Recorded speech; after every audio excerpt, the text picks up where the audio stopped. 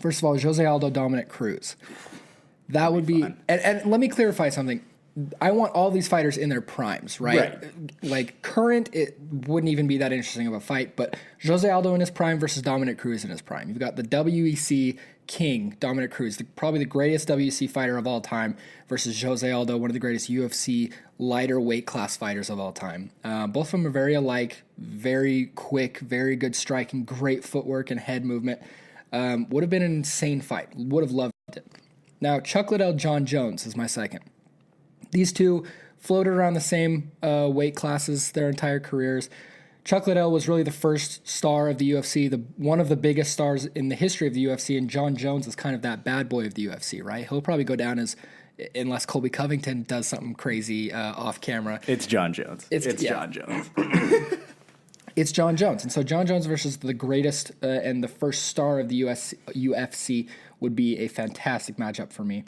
Conor McGregor versus Benson Henderson. I would love... Striker's delight. Exactly. Striker's delight. I would love to see this. Benson Henderson is bigger.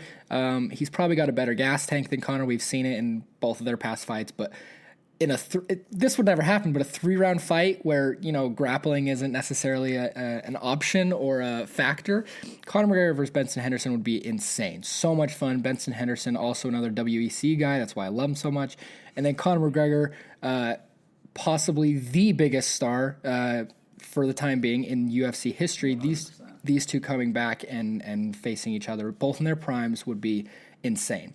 Now, okay, I'm going to save this one for last. BJ Penn versus Royce Gracie. I would love to see BJ Penn versus Royce Gracie, because if you look at BJ Penn's history, he has a history with the Gracie family. He's got a whole lot of losses. I think he's on a 5,000 fight loss streak for BJ Penn. So, I mean, definitely not in his prime anymore. But when he was, let's see, he defeated Renzo Gracie. He also defeated Rodrigo Gracie. He has a history with the Gracie family. He's also floating around the same weight class as Royce Gracie. And, there's something about a family rivalry that possibly could have been the undoing of Royce Gracie and the potential, massive fight that takes BJ Penn to the next level. It would have been tons of fun, a grappler's dream to watch. Both incredibly respectful fighters. Now, my last one, Khabib versus Tony Ferguson. This is probably going to happen in the future, but that's not why it's on my list, because these guys should have fought 5 times already. I'm happy to see them fight, but it's not going to be the same when they fight in March, April 2020 is when it's being rumored. Khabib versus Tony, when they were both in their primes, isn't necessarily right now. I don't think Tony's in his prime. I don't think Khabib is in his prime.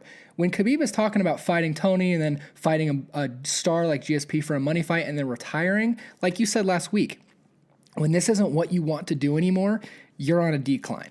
And Tony Ferguson, I think he's on a bit of a layoff. He hasn't fought in a few months, and the last guy he fought was, Donald Cerrone?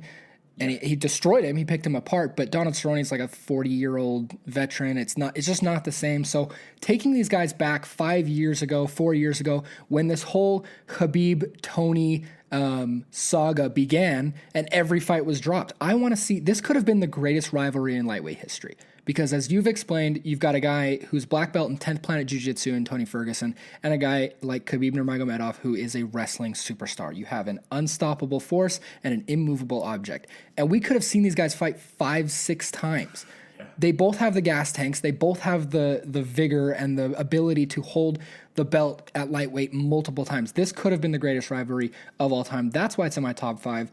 We'll see what happens in 6 months or so.